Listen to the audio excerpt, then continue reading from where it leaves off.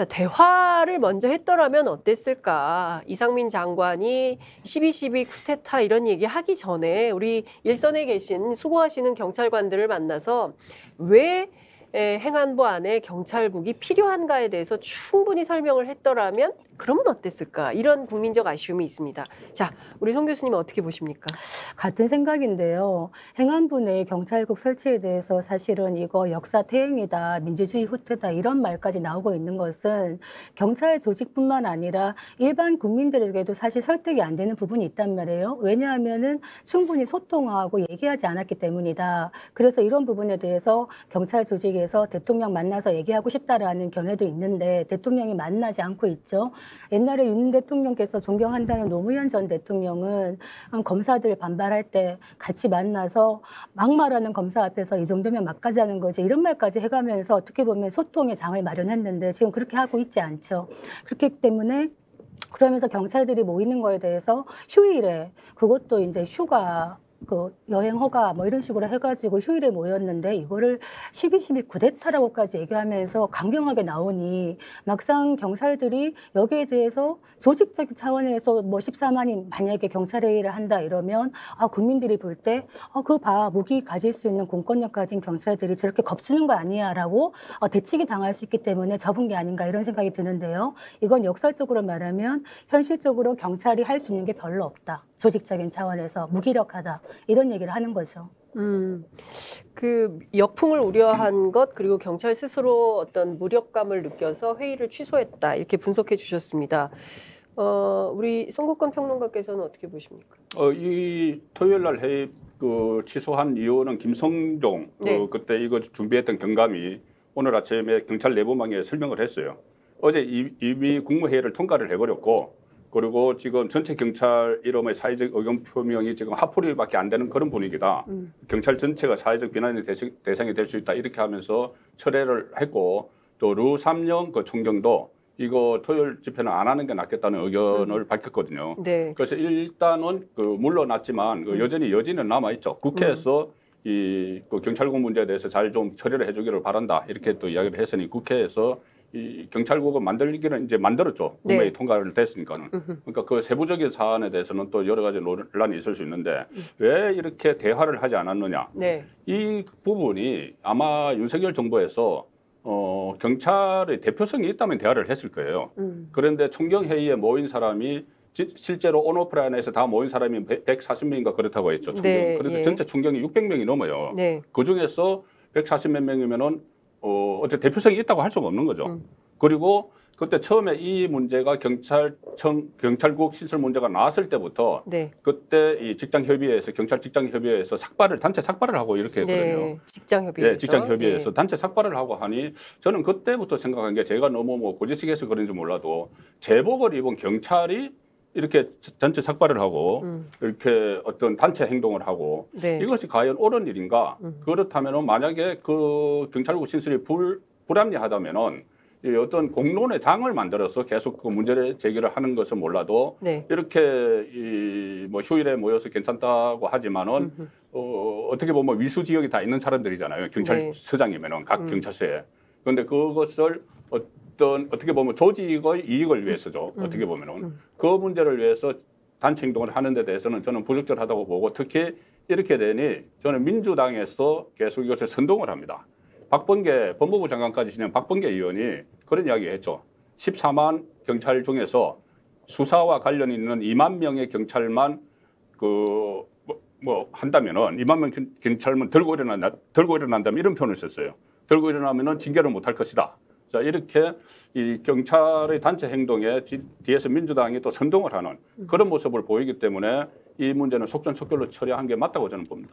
지금 그 경찰들이 이제 어떤 사회적 비난의 대상이 될 수 있기 때문에 뭐 이보 전진을 위한 일보 후퇴하는 양상을 보이고 있다 이렇게 분석을 해볼 수도 있지만 어제 나온 이상민 장관의 일종의 이제 당근책 이런 건 좀 어떻게 보십니까? 이를테면은 경찰대학 그러니까 특정 대학 출신들이 경찰의 고위직을 장악하는 것이 요즘 말하는 불공정의 시작이다. 이제 이런 얘기를 했고요. 그리고 순경 출신, 그러니까 비경찰대 출신들의 고위직 임용이 2.3%밖에 안 된다. 그러니까 사실상 고위직은 다 경찰대가 해먹는다. 이제 그렇기 때문에 이걸 좀 인사에서 이 문제를 좀 해결할 필요가 있다. 이런 얘기를 했습니다. 그래서 앞으로 경무관 승진자 중 순경 등의 일반 출신은 20%까지 확대하겠다. 뭐 이런 일종의 이제 당근책이 나오면서 경찰 내부에서 좀 이렇게 계산들을 하기 시작한 거 아닌가. 비경찰대 출신들이 가만히 있어봐. 이렇게 되면 사실은 이게 제복 입은 경찰관들 입장에서는 이게 승진이 또 굉장히 중요하지 않습니까? 예. 몇 년씩 걸리잖아요. 사실 뭐 그 9급으로 출발해가지고 7급 되려면 20년 걸린다는 얘기가 있는 것처럼 실제 뭐 여러 가지 계산을 하면서 조금 물러서는 양상 이런 건 없습니까? 어떻게 보십니까? 경찰대 출신이 전체 14만 중에서 차지하는 비중이 뭐 2.몇 %인가 막 그렇게 되죠. 근데 고위직은 거의 다 대부분 60%, 70% 차지하고 있는데 이것이 이번 경찰 파동의 핵심과 맞물려 있어요.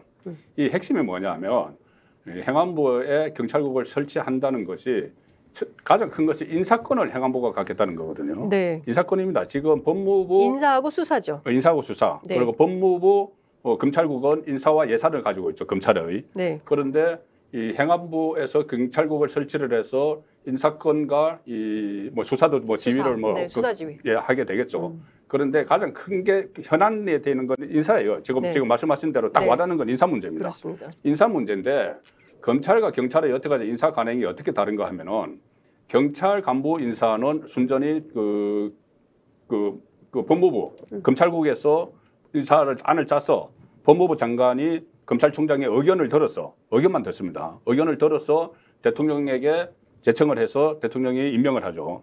경찰은 지금까지 어떻게 돼 있냐면은 경찰 출입하실 때 뭐 경험을 하셨을 것 같은데 네. 일단 경찰은 경찰 안에서 인사안을 짭니다. 네. 총장이 자기들이 짜요. 네. 짜가지고 그것을 행안부로 넘기기 전에 언론에 흘려요. 언론에 몰려줍니다. 이렇게 내정이 됐다. 그리고 며칠자로 발령이 난다. 이렇게까지 합니다. 자기들이 다 짜요. 짜서 그 행안부 장관은 그것을 받아서 그냥 대통령에게 제청을 하고 거의 그 안이 그대로 통과되는 식으로 어떻게 왔거든요. 그런데 그걸 행안부가 가져가겠다는 이야기가 되는 거예요. 가져가겠다는 이야기가 되니 얼마 전에 그 치안감 파동 한번 났잖아요. 네. 치안감 인사 파동. 그것도 네. 이겁니다. 치안감 인사를 경찰 안에서 자체적으로 짜놓은 걸 언론에 흘렸어요. 언론에 우리 이렇게 간다 했는데 그걸 소독을 시키면서 그때 윤석열 대통령이 그 국기문란이라는 이야기를 처음 했습니다. 네. 이번에 또 국기문란, 경찰에 대해서 국기문란 2번을 이야기를 했거든요. 그렇죠. 그래서 그 인사권에 걸려 있는 문제이기 때문에 근데 그동안 민정수석실에서 하지 않았습니까? 청와대? 그러니까 그 청와대 민정수석실에서는 그 어떤 경찰청장이나 네, 이렇게 고위급, 차장이나 네. 최고위급들을 하죠. 그다음에 경찰청장 차장이 그 밑에 총경 이상들을 이렇게 네. 하는 그런 구조였죠. 그래서 어쨌든 이렇게 되니까 인사의 당근책을 지금 많이 내놨죠. 네. 이것은 원래 윤석열 대통령도 했던 이야기예요. 순경 출신 비율을 그 간부직에 많이 높인다. 이런 걸 해서 어쨌든 전체 경찰 제가 말씀드린 대로 아까 그 존경회의에 모였던 경찰들은 대부분 경찰대 출신입니다. 60%가 네. 경찰대 출신인데. 그래서 비경찰대 출신들 쪽에서 호응이 제대로 없으니까 아마 이것이 중단되지 않았나 그렇게 싶어요. 네. 저는 이거 경찰들 내부에서의 서로 이렇게 갈라치기 하는 게 아닌가라는 측면이 보여집니다. 사실 경찰대학 출신들이 많은 부분을 좀 기득권화하고 있다라는 비판은 많죠. 그리고 지금 불공정 얘기하는데 물론 고위직 인간이 많습니다만은 모든 부처에서 상급 정도, 그러니까 경찰 경무관이 상급 정도라고 본다면은 다른 부처에서도 상급 이상에 해당되는 사람들이 만약에 경찰에서는 순경이겠고 그 부처에서는 구급 공무원부터 해서 올라온 사람들이 과연 상급 이상 가는 거를 비교해 봤을 때 이게 특히나 경찰 조직만 국한된 것인가라는 질문을 할 수가 있고요. 육사는 어떡하냐, 해사는 어떡하냐. 그리고 저는 개인적으로는 간호사관학교 어떡할 거냐. 개인적으로는 경찰대학의 네. 개혁이나 폐지까지 장관이 얘기하시는 거에 대해서 저는 논의해볼 만하다고 생각합니다. 왜냐하면 지금은 경찰 치안 행정화 선진화가 많이 됐기 때문에 경찰의 수준이 많이 올라갔다. 그렇다면은 옛날에 그 경찰대학을 설치했던 그때와 지금 달라졌기 때문에 경찰대학의 존치에 대해서 아니면 개혁에 대해서 좀 생각해 볼 필요는 있다고 생각하는데요. 다만 이 어떤 인사 문제에 있어가지고 순경을 뭐 한 20% 정도는 고위급에 임명을 한다. 이건 필요하죠. 뭐 사적인 얘기입니다만 저희 아버지 경찰 공무원이셨는데 순경으로 시작해서 파출소장으로 끝내셨습니다. 근데 현직 계실 때 하신 말씀이 정말 일선에서 뒹굴르고 열심히 하고 있는데 이제 정말 아주 젊은 경찰대학 출신이 이제 서장으로 바로 온다 이런 얘기 하신 기억이 나는데 어떻게 보면 이런 부분은 조금 고쳐 나갈 필요는 있겠다 이런 생각은 듭니다. 그럼 사관학교 전체를 좀 손봐야 되는 문제도 좀 남아 있을 것 같습니다. 다 9급부터 시작하자. 평등하게. 네, 그리고 그 공무원 시험도 좀 5급부터 보지 말고 5급 사무관 들어오면 기분 나쁘니까 다 9급부터 시작하자. 그러니까 전체를 다 손봐야 되는 문제가 있는데 이걸 다 불공정이라고 볼 거냐, 어떻게 할 거냐.